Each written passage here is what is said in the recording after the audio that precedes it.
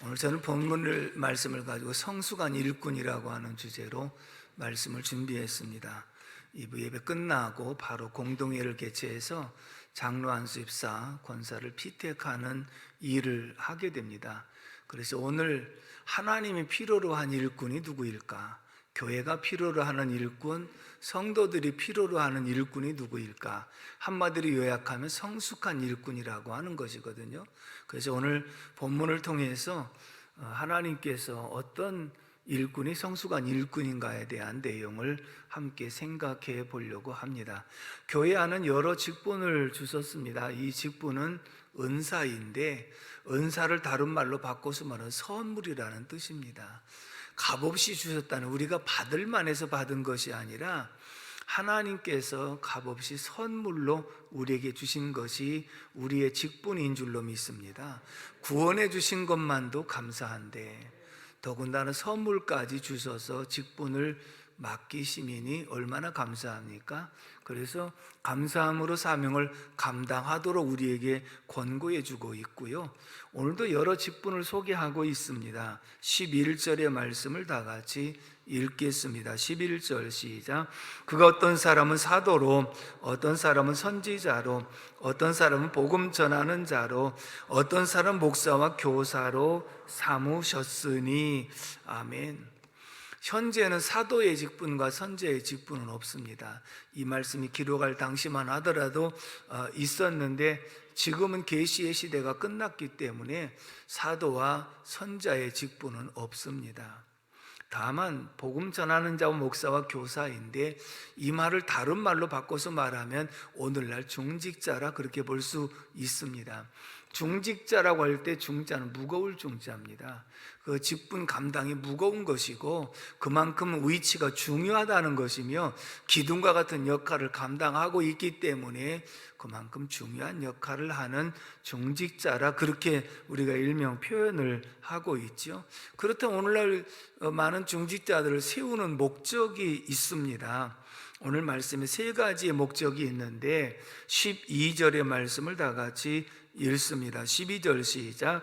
이는 성도를 온전하게 하여 봉사의 일을 하게 하며 그리스도의 몸을 세우려 하심이라. 아멘. 따라서 합시다. 성도를 온전하게 하며.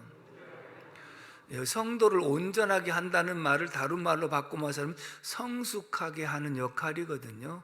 그러면서 원문상에 보면 외과 의사가 부러진 뼈를 맞춰주는 것이 온전하게 하는 것이다, 세우는 것이다, 이렇게. 그 다음에 또 찢어진 그물을 기워주는 것을 여기 온전하게 한다. 그리고 범죄한 사람을 바로 잡아주는 것을 온전하게 한다, 그렇게 표현했어요. 그 말은 중직자라고 한다는 것은, 중직자의 사명은 성도를 세워주는 일꾼이다.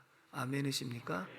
그래서 부러진 뼈를 맞춰주는 역할, 뚫어진 그물을 기워주는 역할, 그리고 범죄한 사람을 바로 잡아주는 역할, 이것이 성도를 온전하게 하는 역할이다. 중직자의 사명을 말씀해 주고 있고요. 두 번째는 따라서 합시다. 봉사의 일을 하게 하며. 교회 안에 여러 직분자들이 있습니다. 그런데 각자의 그 직분이나 기능을 감당할 수 있도록 도와주는 역할이에요. 그래서 내가 앞장서서 일하면서 함께 할 수 있도록 이끌어준다든지, 아니면 찾아가서 하는 일을 도와준다든지, 그러면서 모두가 서로 협력해서 봉사 일을 할 수 있도록 만들어주는 역할, 부추겨주는 역할, 도와주는 역할, 이것이 중직자의 사명이다 라고 말씀을 하고 있고요. 다시 말하면 중직자는 자기 위치에서 봉사도 하지만 잘하는 사람이 있고 못하는 사람도 있고, 그 다음에 또 자리를 잡은 사람도 있고 못 잡은 사람이 있으니까 그런 사람들을 찾아가서 함께 일할 수 있도록 세워주는 그런 역할. 그래서 중직자는 자기 한 사람만 보는 것이 아니라 주변을 보고 전체를 보고 골고루 봉사할 수 있도록 기회를 주고 이끌어주는 역할이 중직자의 사명인 줄로 믿습니다. 세 번째는 그리스도의 몸을 세우려 하심이라 라고 한 이 말씀을 각자 주신 직분, 중직자의 직분으로서 교회를 성장시키고 성도를 영적으로 성장시키는 일, 세운다는 말이 바로 그거거든요. 그래서 교회를 성장시키는 일, 교회를 세우는 일, 성도들을 영적으로 성장시켜 주는 일, 이런 일들을 감당하는 것이 중직자의 사명이다. 그래서 이 말씀을 이렇게 요약을 하면 중직자의 사명, 성숙한 사람의 모습은 어떠한가? 따라서 합시다. 남을 섬길 줄 아는 사람. 아멘이십니까? 중직자의 사명은 무엇이냐면 세워주는 역할, 봉사일을 할 수 있도록 도와주는 역할, 이런 온전하게 세워주는 역할이기 때문에 이 말은 남을 섬길 줄 아는 사람이 성숙한 사람이고, 이러한 사람이 중직자가 되어져야 그를 통해서 교회가 성장하고 성도들 믿음이 양적으로 영적으로 성장하는 계기가 될 수 있다, 이렇게 말씀을 하고 있죠. 초신자 때는요, 자기 신앙 하나 간수하기도 힘들어요. 누구를 돌아볼 만한 여유가 없어요. 늘 자기 신앙 지키는 것에 급급한 그런 모습이죠. 근데 이제는 조금 성장하고 나면 내가 나를 돌아본 것처럼 이제는 주변을 돌아보면서 나와 같이 초신자일 때의 모습과 그 다음에 연약한 사람, 낙심한 사람, 또 잘 안 나오는 사람, 이런 사람들이 보여져서 그들을 찾아가서 이끌고 도와주는 역할이 중직자의 역할인 줄로 믿습니다. 그러면서 자기 혼자 스스로 일어나서 이제는 기관에서도 섬겨주고, 그 다음에 또 리더로서 전체를 리드해 갈 수 있는 이러한 모습이 바로 중직자의 역할이다, 이렇게 말씀합니다. 13절을 다 같이 읽어봅니다. 13절 시작. 우리가 다 하나님의 아들을 믿는 것과 아는 일에 하나가 되어 온전한 사람을 이루어 그리스도의 장성한 분량이 충만한 데까지 이르리니. 아멘. 자, 여기서 그리스도의 장성한 분량이 충만한 데까지 이르리니 하는 이 말씀은 성화를 얘기하는 거죠. 그리스도의 장성한 분량에 이르기까지 성장하는 성화된 모습이요, 성화된 모습을 가리켜서 성숙한 사람이라 그렇게 말합니다. 다시 말하면 성숙한 사람은 자기밖에 모르는 이기적인 사람이 아니고, 이제는 다른 사람을 돌아볼 줄 아는 이타적인 사람이 성숙한 사람인 줄로 믿습니다. 자기밖에 모르던 사람이 이제는 주변을 돌아볼 줄 아는 이러한 모습으로 성장하고 성숙한 그러한 모습을 보게 되지요. 지금까지 돌아보면 장로님들이나 권사님들이 다른 사람 알지 못하는 가운데에 어려운 사람들 은밀하게 찾아다니면서 격려해주고 위로해주고 함께 해주는 그런 모습들이 있었기에 오늘 교회가 성장할 수 있었는 줄로 믿습니다. 중직자로 세워졌는데 전혀 그 사람들을 돌보지 않고 자기 혼자 신앙생활만 하는 것처럼 한다면, 세운 목적이 없고 왜 세웠는지도 모른다고 한다면 교회는 성장할 수가 없는데, 주변에 어려운 사람들을, 소외된 사람들을 조용히 찾아가서 돌보고 세워주고 하는 그런 역할을 감당함으로 오늘까지 교회가 성장한 줄로 믿습니다. 그래서 항상 남을 배려할 줄 알고 섬길 줄 아는 그런 모습이 그만큼 중요하다는 것이죠. 제가 일부 시간에 말씀을 드리면서 그런 생각을 했습니다. 우리 교회가 첫 번째 건물을 건축할 때가 90년도니까 지금으로부터 32년 전의 이 일이잖아요. 근데 세월이 지났음에도 불구하고 저는 항상 그분 생각이 납니다. 우리가 첫 번째 200평 샀다가 좁아가지고 팔고 400평 대지를 사고, 그리고 그 다음에 바로 건축을 성도들이 하자고 그래서 시작을 했기 때문에 연 3년을 일을 하는 일이기 때문에 사실 쉽지는 않았잖아요. 근데 그 당시에 돈이 1,000만 원 정도가 있었어요. 근데 설계비가 한 1,500 정도 들어갔거든요.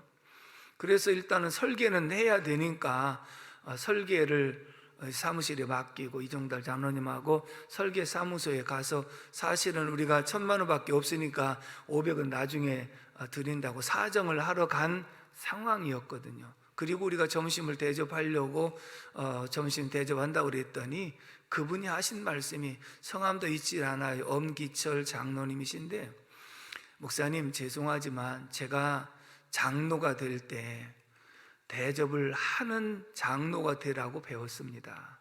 그러니 오늘은 제가 대접을 하겠습니다. 사실 우리가 대접하고 사정해야 될 상황인데도 당신께서 대접하는 장로가 되라고 배웠습니다. 저는 그 말이 잊혀지질 않는 거예요. 오랜 세월이 지났어도 참 멋지다.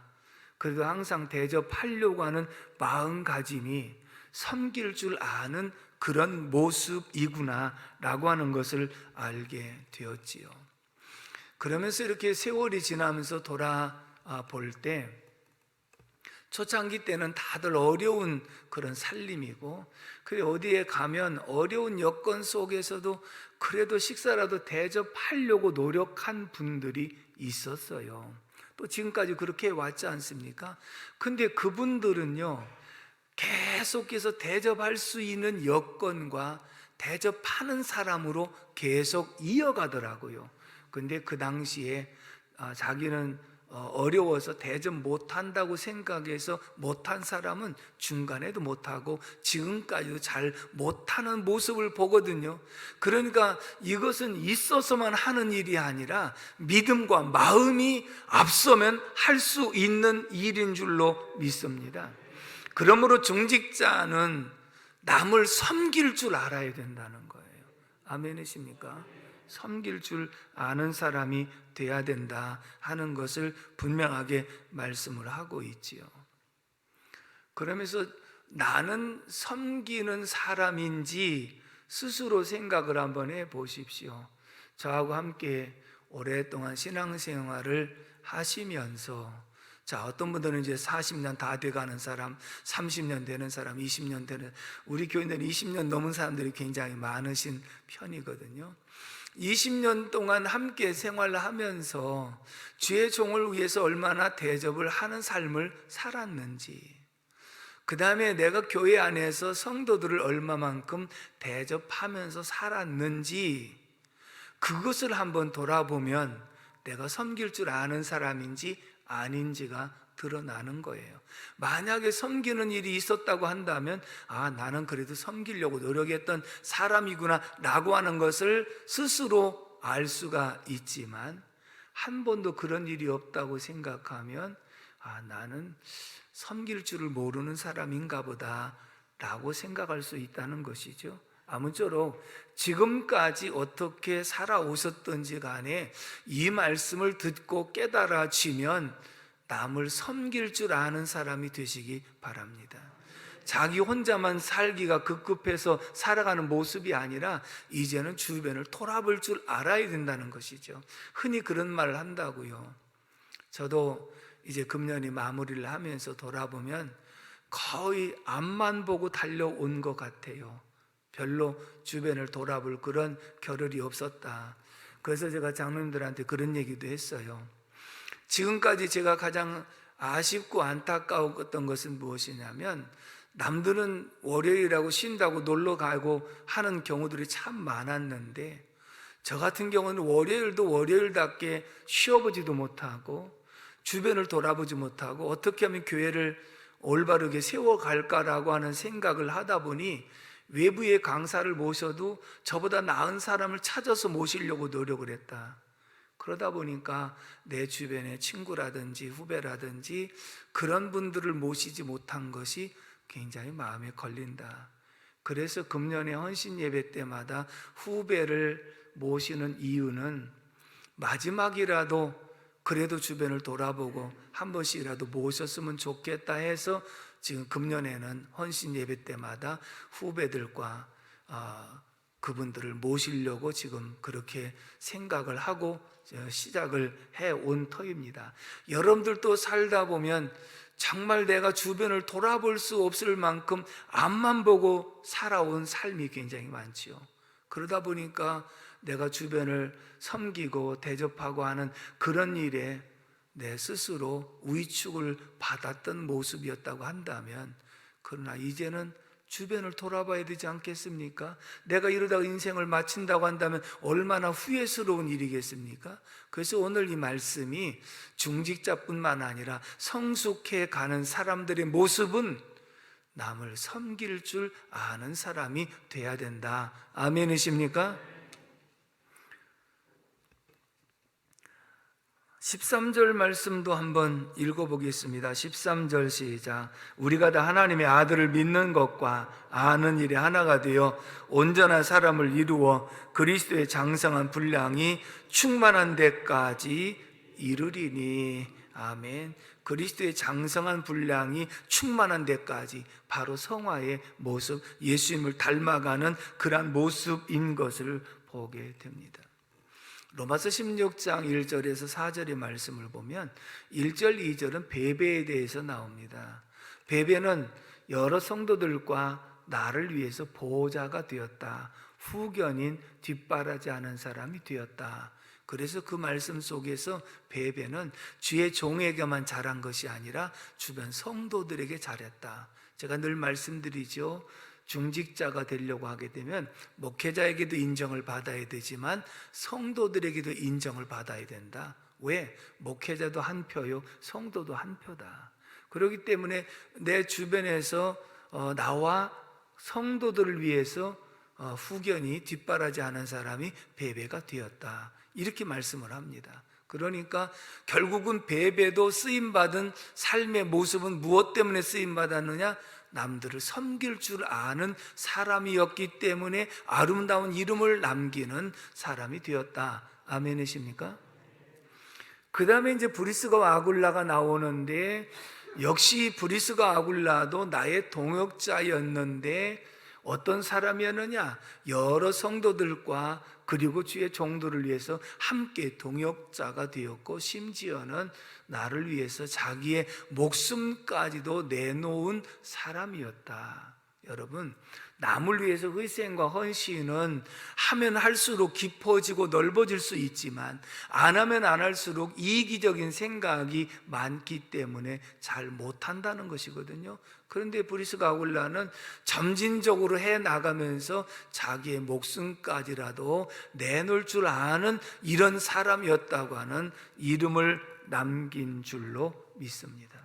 따라서 합시다. 남을 섬길 줄 아는 사람, 그 사람이 성숙한 사람이에요. 어린아이들의 특징은 뭡니까? 무엇든지 자기 손에 잡히면, 안 잡히면 잡아서라도 내 것도 내 것, 내 것도 내 것, 엄마 것도 내 것, 형 것도 내 것, 모든 것이 자기 입으로 들어갑니다. 이게 극단적인 이기주의죠. 자기밖에 모르는 거지요. 잡히는 것마다 다 내 것이었거든요. 그런데 조금 성장하면 엄마 입에도 하나 넣어드리고, 형 입에도 하나 넣어주고, 친구 입에도 넣어주면서 다른 사람을 생각합니다. 그러면서 사회성이 길러서 성장하면 부모님을 공경할 줄 알고, 이웃 어른을 공경할 줄 알고, 형제를 돌아볼 줄 알며, 나아가서 교회 안에서 목회자도 섬길 줄 알고, 성도도 섬길 줄 알고, 이 섬김의 폭이 넓어진 사람이 성숙한 사람이다. 주는 사람이 성숙한 사람인 줄로 믿습니다. 마지막에 두 번째 15절의 말씀을 다 같이 읽겠습니다. 15절 시작. 오직 사랑 안에서 참된 것을 하여 범사에 그에게까지 자랄지라. 그는 머리니 곧 그리스도라. 아멘. 따라서 합시다. 그리스도를 닮아가는 사람, 남을 섬길 줄 아는 사람이 성숙한 사람이라고 한다면, 진정 성숙한 사람의 모습은 그리스도를 닮아가는 사람, 변화된 사람, 성숙한 사람인 줄로 믿습니다. 범사에 그리스도에게까지 자랄지라. 그래서 그리스도에게 잘하는데 예수님께서 말씀하시길 나는 마음이 온유하고 겸손하다. 그리스도를 닮아간다는 얘기는 그리스도의 인격과 성품을 닮아가는 거예요. 그리고 그리스도가 한 사역을 본받아 닮아가는 이 두 가지의 모습이 성화의 모습인데, 먼저 주님의 인격을 닮아갈 때 나는 마음이, 따라서 합시다, 온유하고 겸손하니. 아멘이십니까? 온유한 자가 복이 있나니 땅을 기업으로 받을 것이며 하신 이 말씀의 의미는 무엇이냐면, 온유한 자는요 사람이 붙게 되어 있습니다. 쌀쌀하면 사람이 떠나가게 되어 있거든요. 그러니까 화롯가에 엿을 붙였나 그런다면, 화롯가에는요 엿을 갖다 놓으면 척척 달라붙어요. 따뜻하니까 달라붙게 돼 있어요. 근데 꺼진 난로에다가 엿을 아무리 부시려고 하더라도 떨어지지, 아무리 와서 강제로 붙여도 떨어지지 붙질 않거든요. 그렇다면 온유한 자의 주변에는 사람이 붙게 되어 있는데, 하나님은 사람을 통해서 복을 주시는 줄로 믿습니다. 사람을 통해서 주셔요. 그리고 내 주변에 좋은 사람들이 붙게 되어 있기 때문에 사람을 통해서 복을 주시는 하나님이신 줄로 믿습니다. 또 예수님은 나는 마음이 겸손하니 이렇게 말씀을 하고 있지 않습니까? 겸손은 하나님을 의지하는 것이 겸손이고 남을 나보다 낮게 여기는 것이 겸손이라고 그러는데, 겸손한 자에게는 하나님이 은혜를 베푸시느니라 말씀했잖아요. 그러니까 우리가 그리스도를 닮아간다는 것은 우리 스스로도 성숙한 사람이 되어가는 것이며, 은혜를 입고 복을 받는 비결 중에 하나가 그리스도를 닮아가는 것이다. 그렇다면 우리는 중직자가 되기 위해서 성숙한 것이 아니라 성숙했기 때문에 중직자가 돼야 되는 줄로 믿습니다. 변화가 돼야 되는 줄로 믿습니다. 그것을 우리에게 말씀하고 있지요. 제가 전에도 이런 말씀을 드리면서, 여러분들 자녀들을 낳고 손주들을 낳으면 이름을 온유하고 겸손이라고 지어라 그랬더니 실제로 온유 이름도 많고 겸손 이름도 많거든요. 왜 그러냐? 이름을 지어놓은 것은요 그 이름대로 되는 경우가 참 많거든요. 그러면 아이들 이름을 지어놓고 부르면서도요 자기 교훈이 되는 거예요. 지금 온유라고 언제 손주 이름을 부를까요, 원사님? 그럼 온유를 부를 때 성질 팍팍 내면서 야 온유야! 그러면 온유가 뭐라고 했어요? 에이, 내 온유 이름을 빼든지 아니면 그렇게 부르지 말든지 그럴 거 아니겠어요? 그런데 온유라고 한 이름을 부르려고 생각하면 화가 나갔다도 온유야 하고 이렇게 온유하게 부를 거 아니겠어요? 닮아간단 말이에요. 그 다음에 겸손이라고 이름을 부를 때 겸손한 마음이 없이 교만한 마음으로 겸손아 그런다고 그래서 아이가 부드럽게 대답할 리는 없잖아요. 그것도 하나의 산 교훈이 될 수 있는 것이고, 자녀 입장에서 온유하고 겸손하게만 성장한다면 주님을 많이 닮아간 모습이며 주님 앞에 인정받고 쓰임받고 복받는 사람이 되는 줄로 믿습니다. 그렇다면 오늘 이 말씀을 다시 한번 읽어볼까요? 22절에서 23절의 말씀을 읽어봅니다. 22절 시작. 너희는 유혹의 욕심을 따라 썩어져가는 구습을 따르는 옛사람을 벗어버리고 오직 너희의 심령이 새롭게 되어 하나님을 따라 의와 진리의 거룩함으로 지으심을 받은 새 사람을 입으라. 아멘. 따라서 합시다. 옛사람을 벗어버리고 새 사람을 입으라. 아멘이십니까? 이게 변화라는 거예요.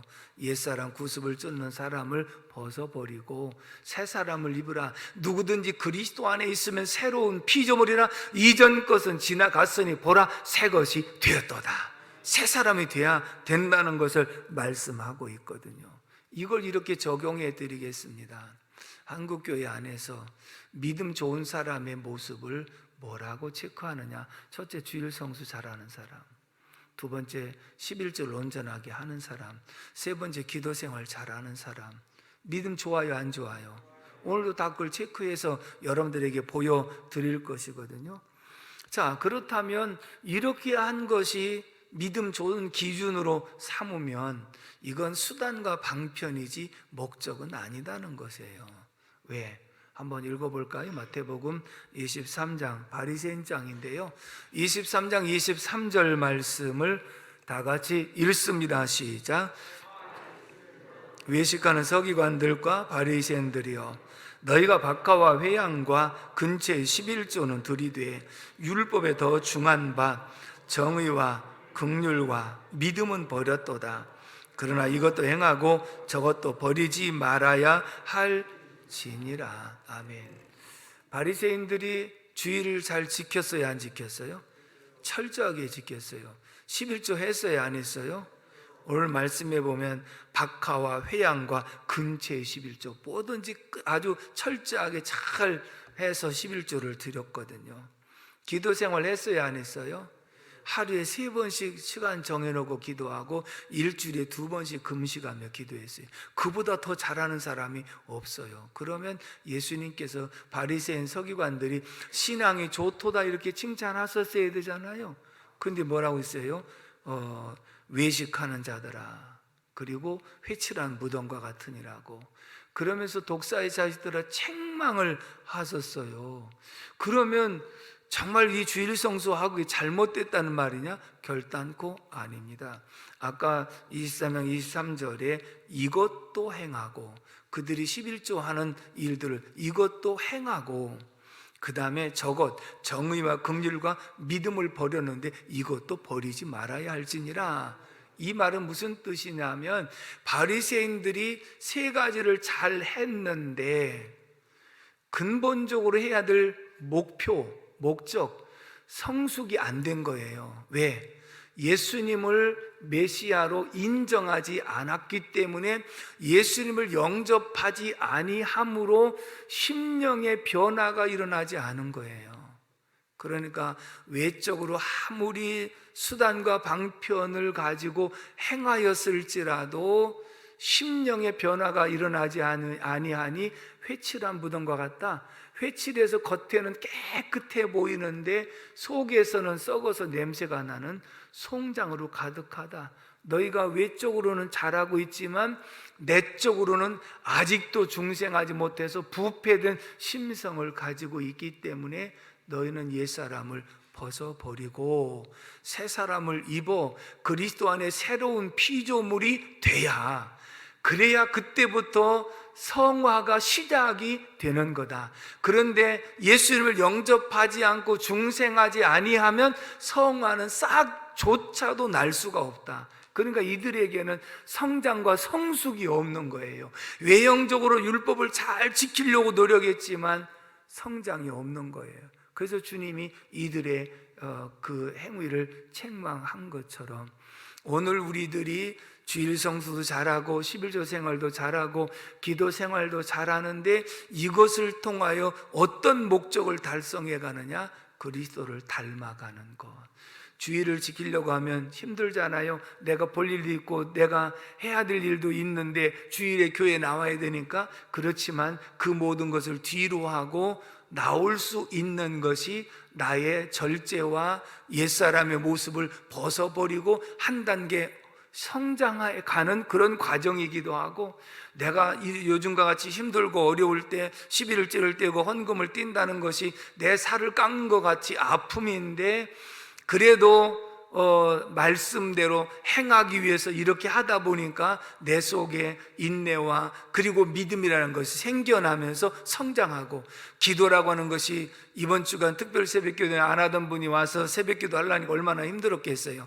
그런데 기도하다 보니까 내가 힘들지만 그래도 육신을 쳐서 복종시키고 나오다 보니까 나도 모르는 사이에 믿음이 성장해 가는 거죠. 수단과 방편을 통해서 내 믿음이 성숙되어 가는 것이죠. 아멘이십니까? 그래서 우리는 언제 어디서든지 우리의 믿음이 성장과 성숙해야 쓰임받는 일에 부족함이 없다. 결론입니다. 오늘 중직자는 하나님이 원하시는 일꾼, 하나님 필요로 한 일꾼, 교회가 필요로 한 일꾼, 모든 성도들이 필요로 한 일꾼이 돼야 되는데, 바로 남을 섬길 줄 아는 성숙한 사람, 그리고 그리스도를 닮아갈 줄 아는 이러한 모습이 하나님께 영광이 되고 본인에게 유익이 되고 다른 사람에게 덕이 되는 놀라운 역사가 있기를 주님의 이름으로 축복합니다. 기도합니다. 고마우신 하나님 아버지, 은혜와 사랑을 진심으로 감사를 드립니다. 오늘도 저희들을 사랑해 주셔서 이제 공동회를 통해서 정직자들을 선택하고자 합니다.